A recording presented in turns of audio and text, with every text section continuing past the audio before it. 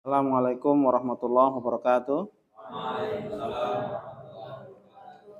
Alhamdulillah rabbil alamin hamdan katsiran thayyiban mubarakan fih kama yuhibbu rabbuna tabaraka wa ta'ala wa yarda. Asyhadu an la ilaha illallah wahdahu la syarikalah wa asyhadu anna Muhammadan abduhu wa rasuluh. Allahumma shalli wa sallim wa zid wa barik ala nabiyyina Muhammadin sallallahu alaihi wasallam wa ala alihi wa ashabihi wa man ihtada bihadihi wastanna bi sunnatihi ila yaumiddin amma ba'd. Ya, mari kita awali majelis ilmu ini dengan baca doa thalabul ilmi. Bismillahirrahmanirrahim. Rabbi zidni ilman. Allahumma anfa'ni bima 'allamtani wa 'allimni ma yanfa'uni warzuqni ilman yanfa'uni. Amin. Ya, alhamdulillah atas izin Allah Subhanahu wa taala kita bisa diberikan oleh Allah kesehatan dan kesempatan sehingga kita bisa memulai acara ini, acara yang insya Allah sangat bermanfaat, yaitu bagaimana tata cara mengurusi jenazah sesuai dengan tuntunan sunnah Rasulullah Shallallahu Alaihi Wasallam. Dan ini memang bukan hanya tanggung jawab Pak Kayyim saja, ya. Mulai dari memandikan, mengkafani itu bukan hanya beliau saja, ya. Maka ini dalam rangka meringankan, ya. Dan itu hakikatnya yang paling afdol ketika mengurusi jenazah adalah keluarga, ya, keluarga atau minimalnya tetangga, ya, tetangga, kerabat, ya. Mungkin keluarganya, ya, duka, sedih, menangis, ya, maka tetangganya, ya, atau mungkin kerabatnya, atau mungkin saudara semuslimnya yang lain, ya.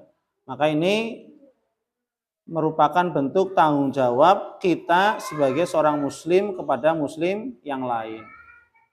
Kenapa? Nabi mengatakan hakul muslim alal muslim sittun, ya. Hak muslim kepada muslim yang lain itu ada 6. Salah satunya apa? Idza mata fatba'hu. Ya. Apabila salah seorang di antara saudara muslim kita meninggal dunia, maka fatba'hu. Maka iringilah, maksudnya dalam artian maka urusilah jenazah. Ya, jenazah saudara muslim kita, ya. Maka bagi, ya, kewajiban bagi orang yang hidup kepada orang yang telah meninggal, muslim yang hidup kepada muslim yang sudah meninggal dunia, itu ada 4 kewajiban. Ya. Yang pertama adalah taghsiluhu, memandikannya.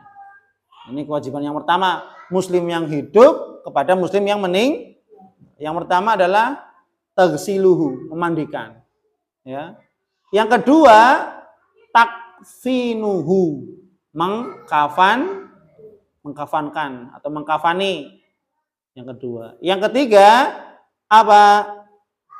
Wassalatu alaih, mensolati.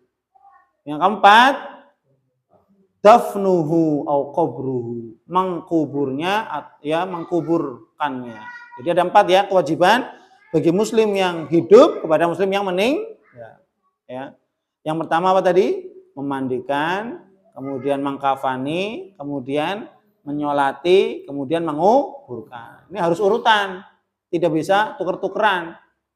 Ya, boleh enggak sholatin dulu baru dimandikan? Enggak boleh. Ya, harus urutan, memandikan dulu, kemudian dikafani, kemudian disolati, kemudian dikubur. Ini urutan, tidak boleh apa atau tidak bisa dibolak-balik. Ini harus urutan. Karena ini sesuai dengan dalil, ya. Dimandikan, dikafani, kemudian apa? Disolati dan dikubur. Ya, jadi 4 proses ini harus berurutan, ya. Nah, kita akan masuk kepada adab-adab sebelum mayit ini sedang sakaratul maut, ya. Adab-adab ketika mayat atau calon jenazah atau orang yang sakit mungkin sedang sakaratul maut, apa yang kita lakukan? Yang kita lakukan adalah yang pertama mentalkin. Ya. Mentalkin. Jadi sebelum kita masuk ke bagaimana tata cara proses memandikan jenazah dan mengkafani, kita sebelumnya kan berarti sakaratul maut. Ya, maka ada adab-adabnya. Ya, jadi ketika ada orang sedang sakaratul maut, jangan begitu dibiarkan begitu saja. Ya, jangan sampai dibiarkan begitu. Ya. Tapi apa?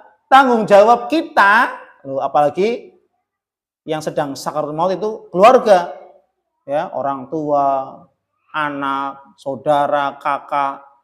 Maka tanggung jawab kita untuk apa? Mentalkin, terus menerus, bergantian. Tidak hanya satu orang, yang satu capek waktu sholat, yang perempuan.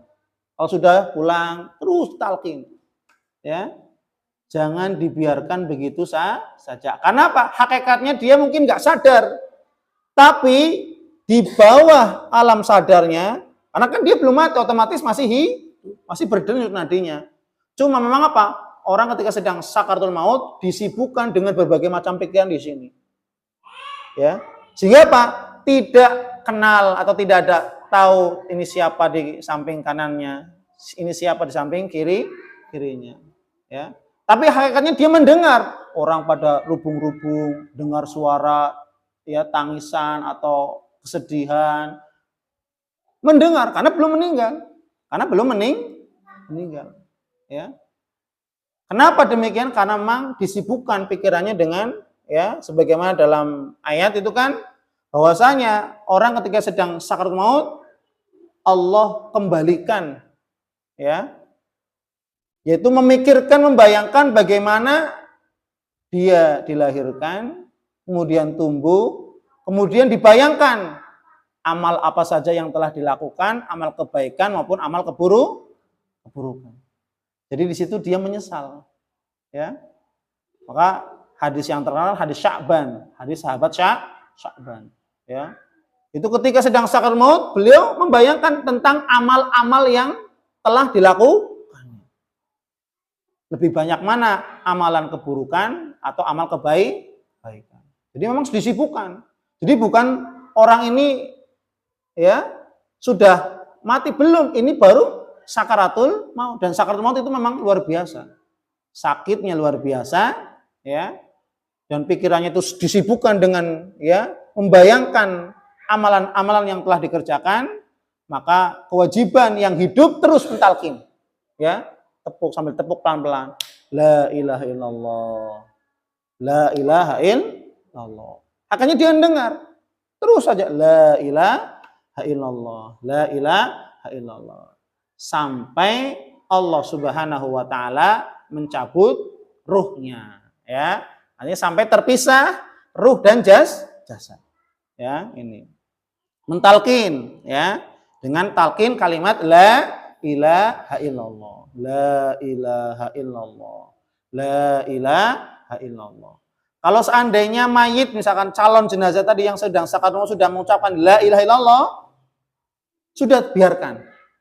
Jangan diajak ngobrol lagi. Ya, sudah misalkan mayit mengatakan la ilaha illallah, sudah biarkan. Berarti dia sudah mengucapkan ucapan yang terakhir kali yang dia ucapkan sebelum berpisah antara dunia dan akhirat, berarti la ilaha.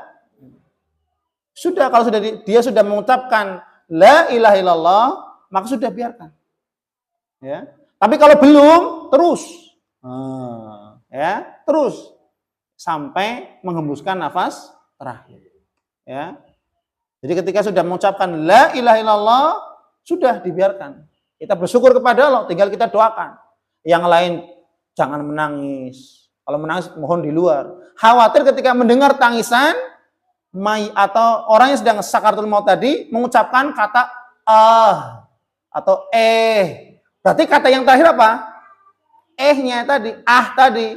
Maka ulangi lagi talqinnya. Paham? Kenapa? Karena kata Nabi Muhammad, "Mangkana akhiru kalamihi la ilaha illallah dakhalal jannah." Barang siapa yang ucapan terakhir kalinya sebelum berpisah antara dunia kembali kepada Allah ke akhirat, la ilaha illallah, ucapannya adalah la ilaha illallah dakhalal jannah. Maka dia akan masuk surga. Maka kalau sudah la ilaha illallah, kita bersyukur alhamdulillah dimudahkan oleh Allah untuk mengucapkan la ilaha. Maka anggota keluarga harusnya bahagia. Ya sedih ya wajar gitu ya. Memang perpisahan kan juga membuat maka apa? Yang nangis-nangis di luar dulu. Khawatirnya ini jenazahnya yang sedang sakaratul maut mendengarkan sehingga apa? Yang tadinya sudah mengucapkan la ilaha illallah kemudian apa? Berubah katanya menjadi atau mungkin mengucapkan siapa itu ya sehingga ditalkin lagi. Ya, paham ya? Ini terkait yang pertama. Kemudian yang berikutnya adalah ya dibolehkan, tapi bukan sunnah ya.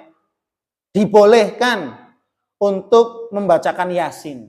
Jadi Yasin itu dibacakan bukan setelah kematiannya, tapi ketika sedang sakaratul maut.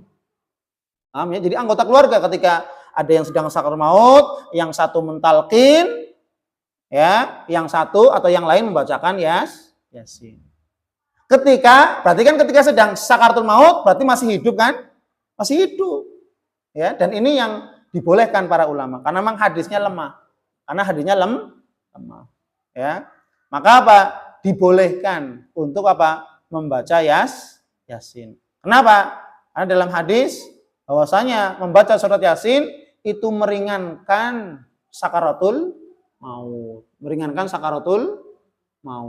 Maka dibolehkan. Jadi yang satu anggota, jadi bagi-bagi memang. Masa orang lain ya kan? Nah kita sebagai keluarga ngapain? Maka kewajiban kita yang sebagai anak, yang sebagai siapa saja, kerabat, ya kita berkewajiban. Bagaimana agar saudara kita, keluarga kita ini yang meninggal dalam keadaan husnul khotimah. Kan gitu. Proses husnul khotimah bukan perjuangan sendirian. Ya, perjuangan dia sewaktu hidupnya rajin sholat, istiqomah beribadah. Tapi ketika sedang sakaratul maut, kita menolong dia. Dengan cara apa? Mentalkin. Paham? Jadi proses perjuangan untuk mendapatkan husnul khotimah, ya dirinya mengamalkan di dunia dengan ibadah, ya ketika sedang sakaratul maut kita tolong. Kita bantu dengan apa? Mentalkin, mengingatkan. Ya, paham ya? Dengan mengingat, inilah tolong menolong sesama kaum muslimin dari hidup sampai mati. Gitu. Ya. Sampai ketika ruh berpisah dengan jasad, kita bantu mentalkin, ya, mengurusi, memandikan sampai dikuburkan. Ya. Jadi itu boleh ya membaca surat Yasin. Ketika sedang sakaratul maut, bukan setelah kematiannya. Paham ya? Kemudian yang berikutnya ketika sudah ya, misalkan sudah meninggal, sudah tidak ada hembusan nafas, denyutnya sudah tidak ya bergetar lagi, berdenyut ya. Maka apa? Berarti sudah menandakan bahwasanya ini sudah sudah Maka apa sunnahnya yang berikutnya? Yang sunnah ya yaitu menutup kedua mata. Ya, kenapa? Karena innar ruh idza qubida tabi'ahul basar. Sesungguhnya ruh ketika dicabut oleh Allah itu tabi'ahul basar. Matanya diikuti oleh pandangan mata. Jadi matanya melihat ruhnya. Gitu. Maka rata-rata orang ya tadi melihat ruhnya. Ya. Mungkin melihat ke atas, mungkin ke samping, mungkin ke kanan. Maka apa? Mata ini melihat ruh kita. Mata kita sendiri melihat ruh kita ketika dicabut. Ya.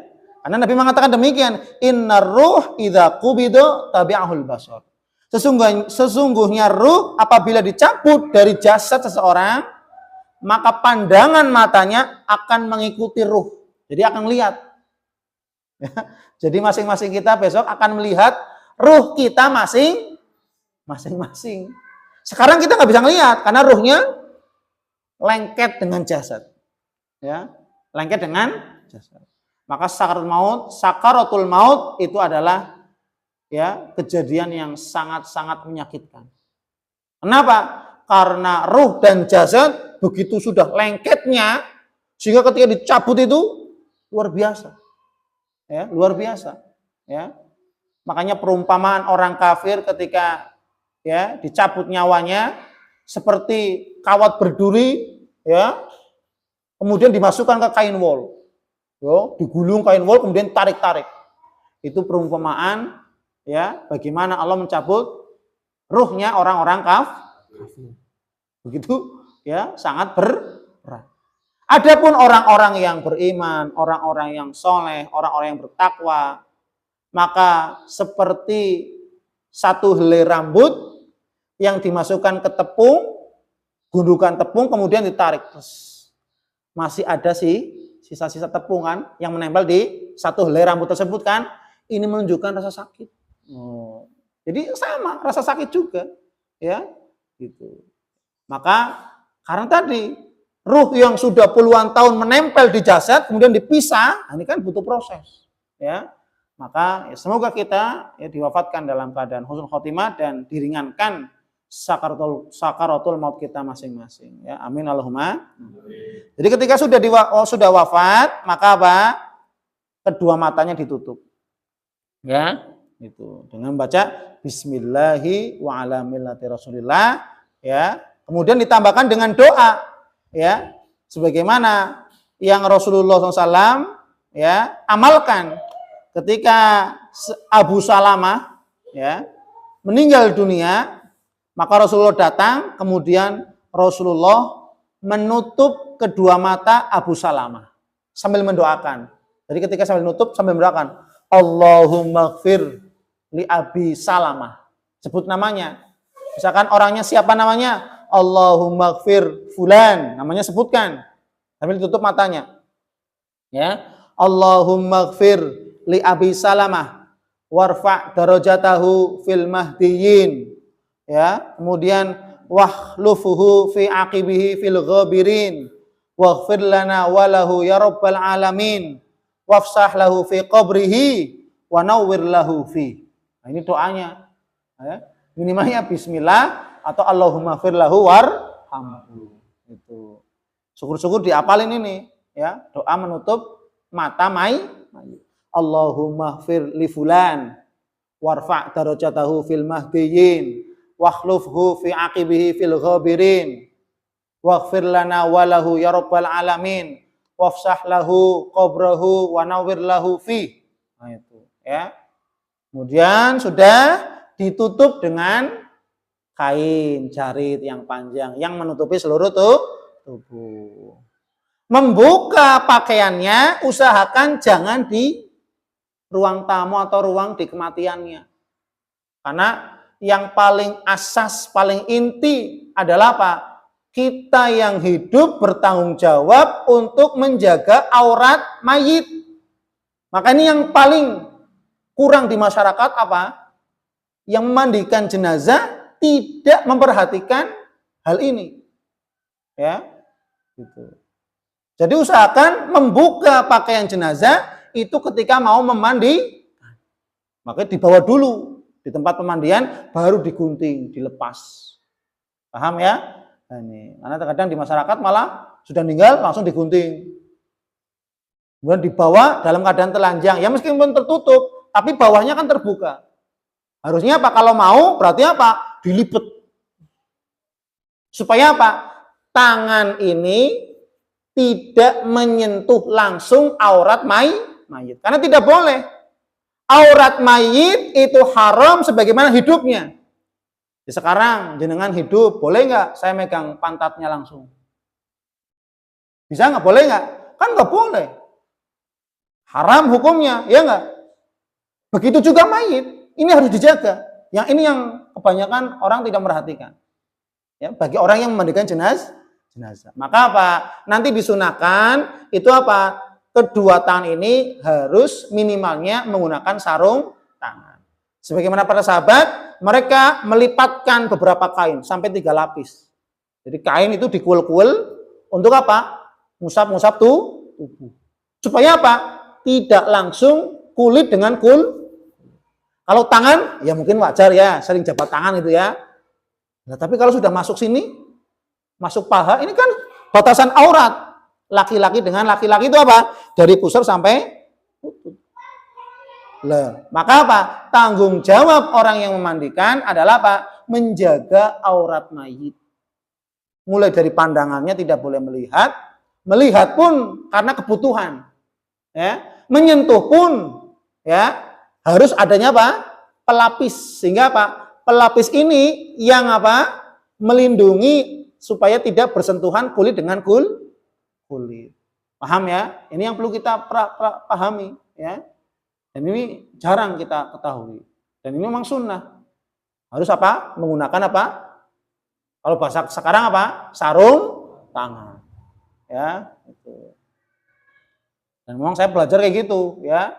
Ketika saya ini, ya kalau memang harus disedia ini, harus sedia. Jadi yang memandikan jenazah itu harus ada, ya sarung tangan semuanya, ya sabun dan seterusnya, gitu ya. Jadi sudah, kemudian ditutup, usahakan membuka pakaiannya di tempat pemandian, ya. Kemudian apa? Sudah ditutup, kemudian apa? Kita bersegera mengurusinya langsung. Ya. Maka kewajiban itu bersegera. Kalau seandainya tanggung jawab ini dipegang oleh Pak Kayim saja, Pak Kayim kan satu RT atau satu RW mungkin satu, atau satu kadus satu. Nah, kalau seandainya Pak Kayim ini misalkan sibuk kemana, dioper sini, ini sibuk dan seterusnya, lantas dibiarkan begitu saja, begitu berarti kita zolim kepada mayit. Menzolimi mayit sama saja menzoliminya ketika hidup, membiarkan nggak ngurus, ya. Maka usahakan ketika ada saudara kita yang meninggal dunia, kita saling calling, kemudian ya kita bersegera. Meninggal jam berapapun, kita harus datang. Sebagai wujud apa? Ukhuwah Islamiyah. Ukhuwah iman. Apalagi orang tua kita, loh, kita bersyukur. Ya, apalagi orang yang meninggal adalah orang tua kita. Kalau bisa malah apa? Kita yang ngurus sebagai anak. Usahakan jangan sampai orang lain menyentuh. Kenapa? Ini menjadi pahala besar untuk anaknya. Sebagaimana anak dulu bapak kita, ibu kita memandikan kita, sekarang kita balik memandikan orang tua kita. Meskipun memandikannya ketika sudah meninggal. Sebagai ya kita berbakti kepada kedua orang tua. Ya, perpisahan. Kenapa? Karena orang tua dulu kita memandikan kita sewaktu anak-anak. Maka ketika orang tua sudah meninggal, maka ya berarti menjadi kewajiban anak ya untuk memandikan orang tua ya. Jadi bersegera ya, jangan tunggu-tunggu. Maka kalau bisa segera ya. Jangan sampai bergantung kepada seseorang. Maka apa? Hakikatnya setiap muslim keluarga harus paham ini. Jadi nggak pakai tunggu mana yang biasa mandikan ya nyari-nyari. Mana yang biasa memandikan ya loh kan nyari-nyari, kalau orangnya nggak ada, lantas mau ke siapa lagi? Kalau bukan ya kan? Maka kalau bukan kita siapa lagi? Maka ya kita lah, semua. Bahkan ini kewajiban fardu kifayah. Maka minimalnya setiap anggota keluarga, baik laki-laki perempuan harus bisa terkait tentang apa? Mengurusi jenazah.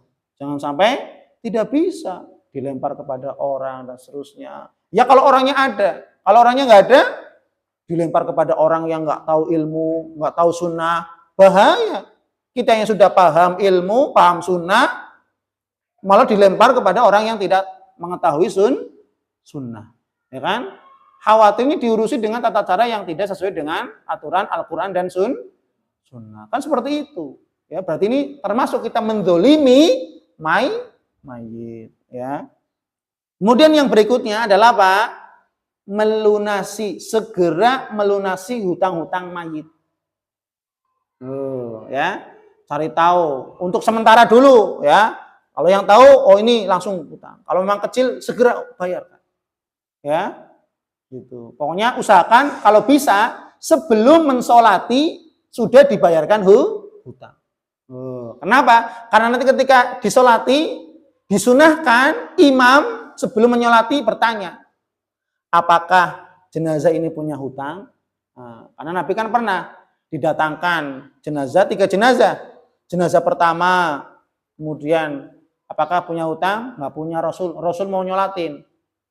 Kemudian beberapa saat kemudian agak lama Datang lagi ke Masjid Nabawi, minta ingin disolati oleh Nabi. Nabi bertanya, apakah jenazah ini punya hutang? Nggak punya. Rasul, Nabi mau menyolati. Beberapa kemudian, agak lama kemudian datang jenazah berikutnya yang ketiga. Maka Nabi bertanya, sama, apakah jenazah ini punya hutang? Apa kata keluarganya? Ya punya hutang. Dalam riwayat 2 dirham, ada yang mengatakan 2 dinar. Ya, maka Rasul mengatakan, sholli bihi. Mengatakan kepada para sahabat, shollu bihi. Solati ini jenazah. Saya nggak mau nyolati. Coba bayangkan, Nabi tidak mau menyolati jenazah yang punya hutang. Maka apa? Tiba-tiba lari dari belakang Abu Qatadah mengatakan, ya Rasulullah, huma alayya. 2 dinar tadi saya yang tanggung. Loh, maka apa? Betul kamu yang tanggung? Ya udah, ya kita selati. Baru Nabi mau maka disunahkan sebelum imam menyolati itu tanya, ini apakah jenazah punya hutang? Kalau punya hutang, mohon segera dilunasi. Dan ahli waris harus bertanggung jawab atas hutang-hutang jenazah. Ya, dan bersegera untuk melunasinya sesuai dengan kemampuan. Pokoknya ada niat untuk melunasi. Tapi bukan hanya sekedar niat, tapi betul-betul apa? Diwujudkan dengan perbuatan. Mungkin dengan menyicil lah, mungkin dengan apa sajalah sampai lunas. Ini tanggung jawab. Karena banyak orang yang anak-anak kalau ahli waris itu abai, lalai.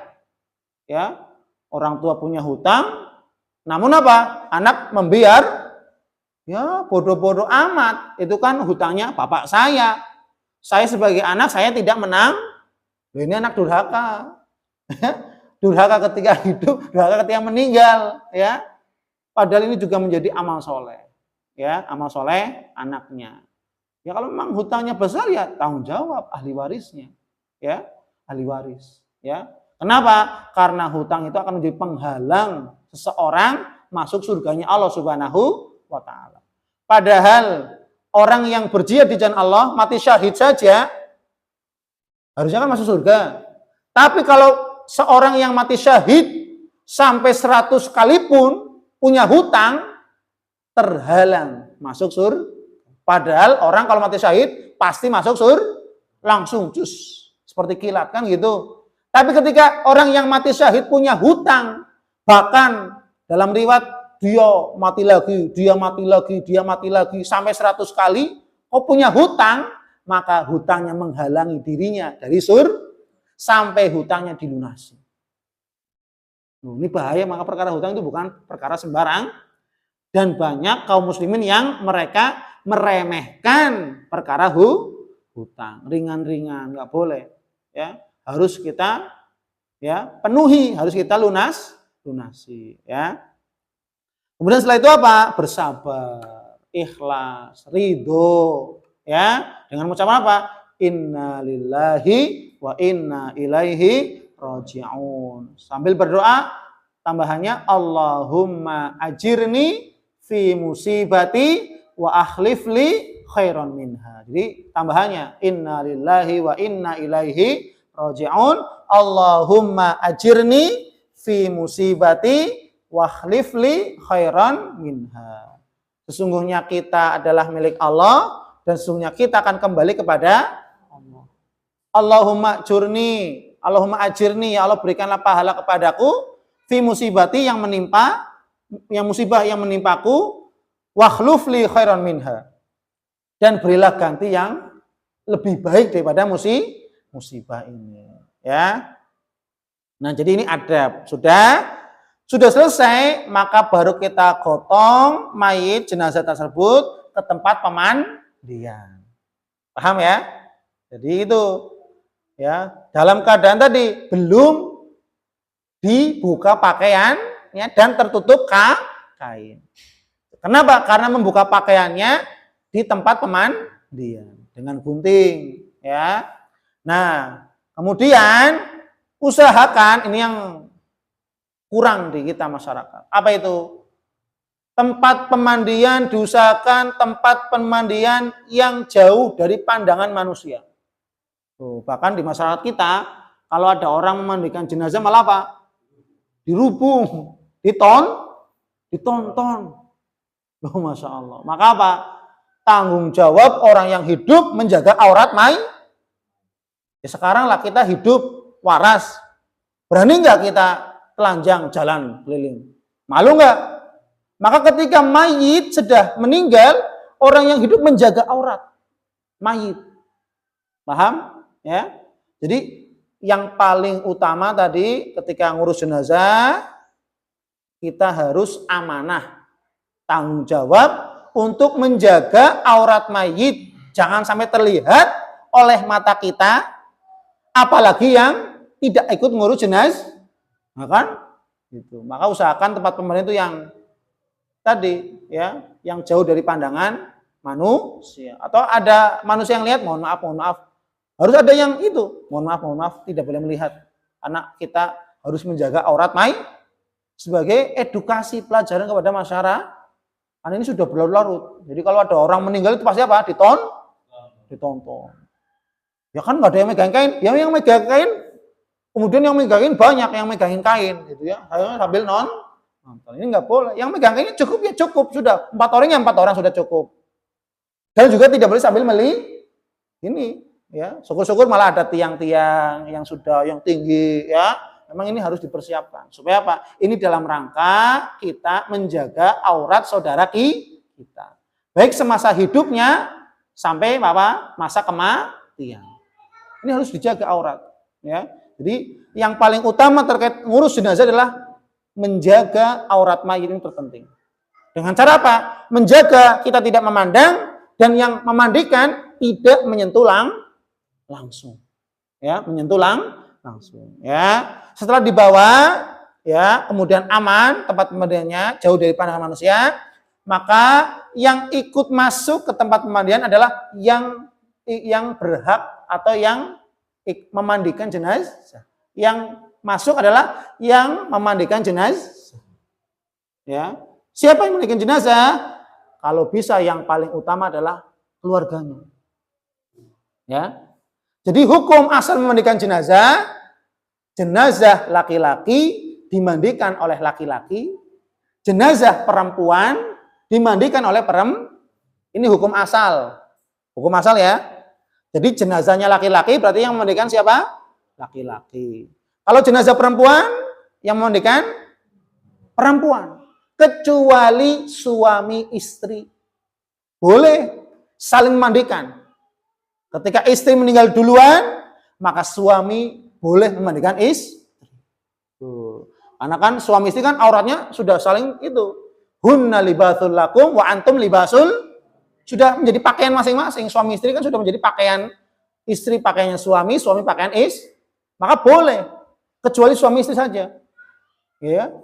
Kemudian apa? Kecuali lagi anak-anak yang belum balik. Atau para ulama mengatakan anak-anak yang belum mumayyiz. Belum mumayyiz itu usia 7 tahun. Berarti anak-anak di bawah 7 tahun itu boleh dimandikan. Misalkan anak umur 6 tahun perempuan boleh yang memandikan ayahnya. Ini pengecualian ya. Itu. Anak usia 6 tahun laki-laki yang memandikan boleh ibunya. Ya. Paham ya? Tapi hukum asalnya selain ini jenazah laki-laki dimandikan oleh laki-laki, jenazah perempuan dimandikan oleh perempuan, kecuali suami istri dan anak yang belum mumayyiz. Paham ya?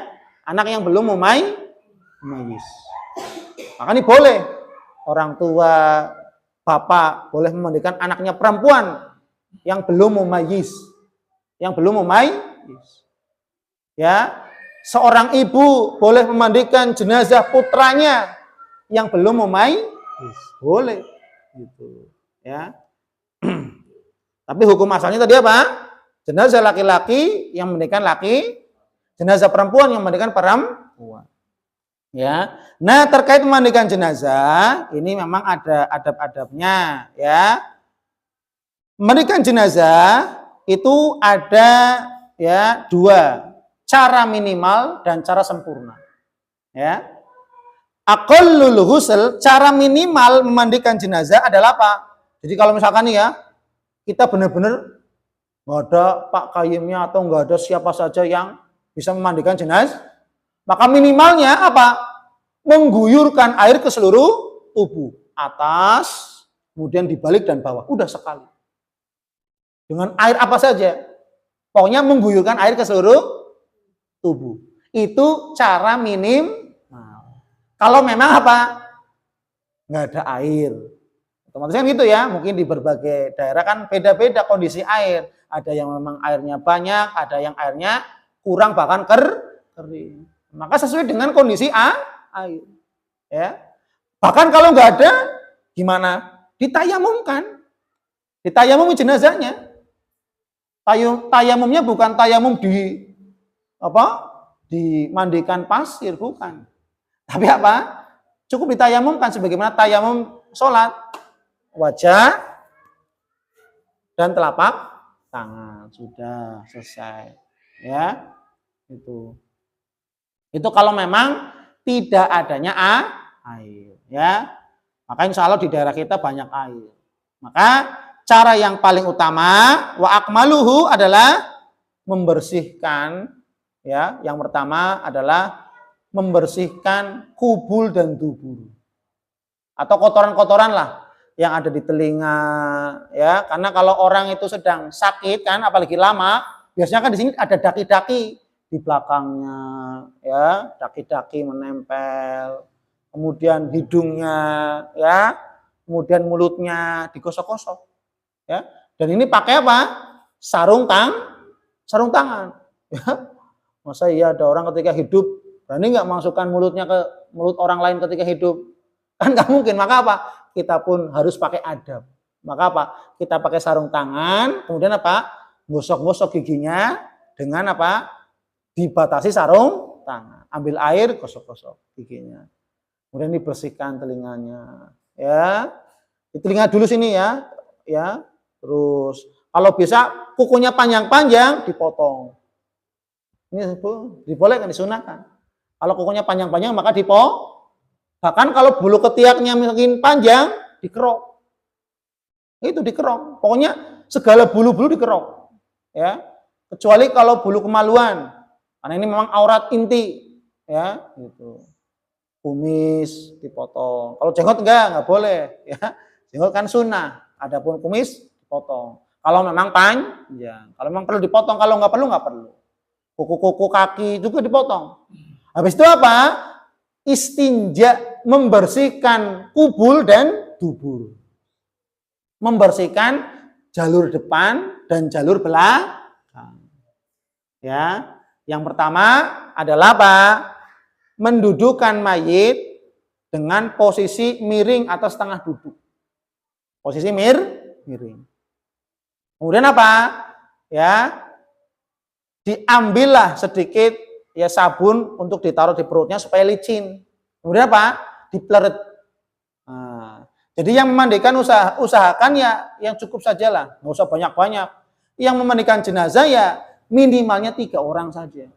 Ya, yang satu yang nganuin air, yang dua yang satu yang gosok, yang satu yang nyiram gitu. Usahakan minimalnya 3. Kalau 2 ya kesusahan, ya repot. Maka minimalnya 3.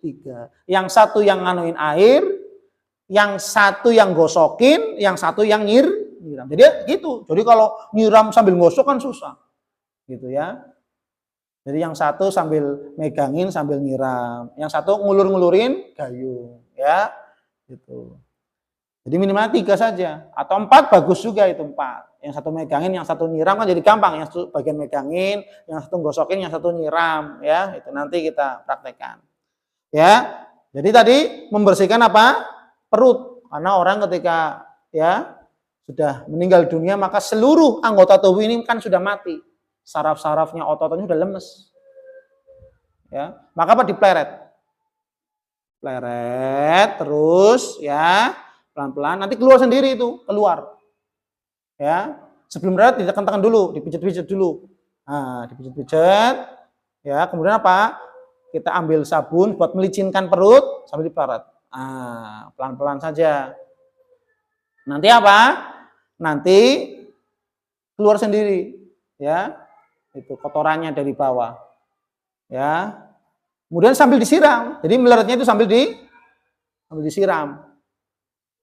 Ya. Meleretnya sambil disiram. Ya. Supaya apa?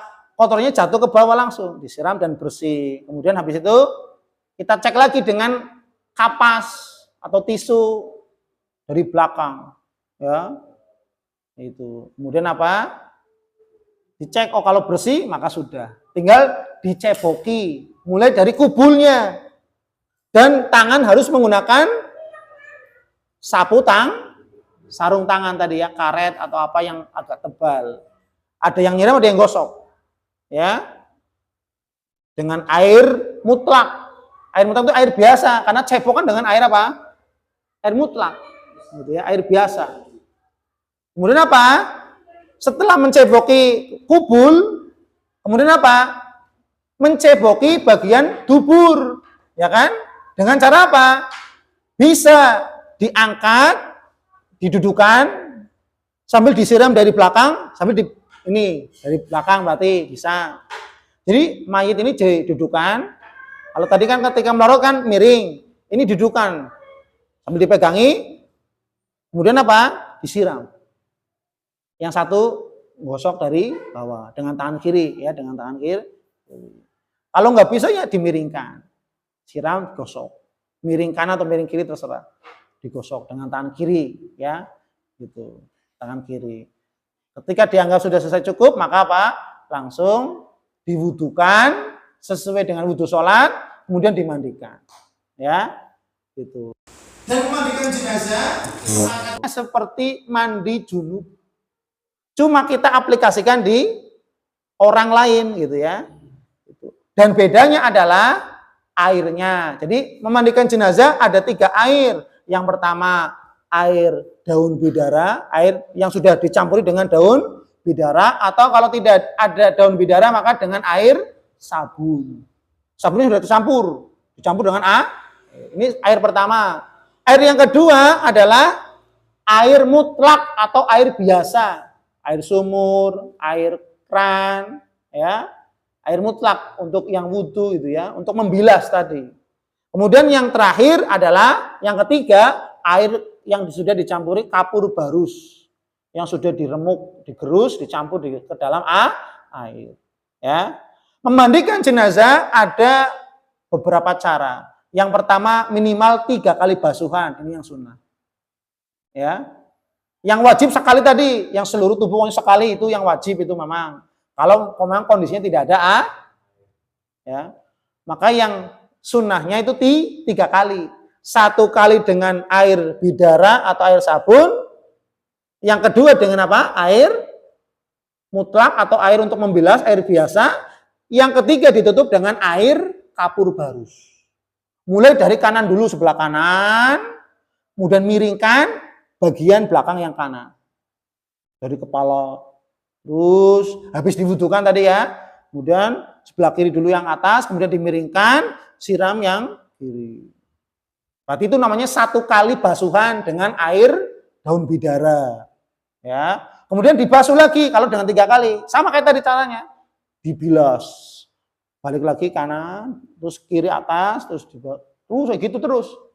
Berarti sudah 2 kali basuh. Nah, itu namanya. Kemudian yang ketiga dengan air kapur. Terus selesai. Itu kalau 3. Kalau 5, ini yang luar biasa juga. Maka usahakan yang minimal 3, kalau nggak bisa 5. 5. Yang pertama dengan air, sama air sabun, daun bidara. Kemudian air biasa, air sabun lagi, air biasa, tutup air kapur. Jadi air kapur baru ditutup di akhir. Paham ya? Gitu. Kalau dengan 5 berarti kayak tadi sama. Air daun bidara atau air sabun dibilas dengan air biasa, kemudian air daun bidara atau air sabun dibilas lagi dengan air biasa, dan yang terakhir ditutup dengan air kapur. Caranya sama. Dimulai dari yang bagian kanan dulu, kemudian belakang, kemudian kiri, kemudian punggung kiri. Terus seperti itu. Ya. Dapat dipahami ya? Ya, silakan Mas Haikal. Kita langsung saja ya, praktek.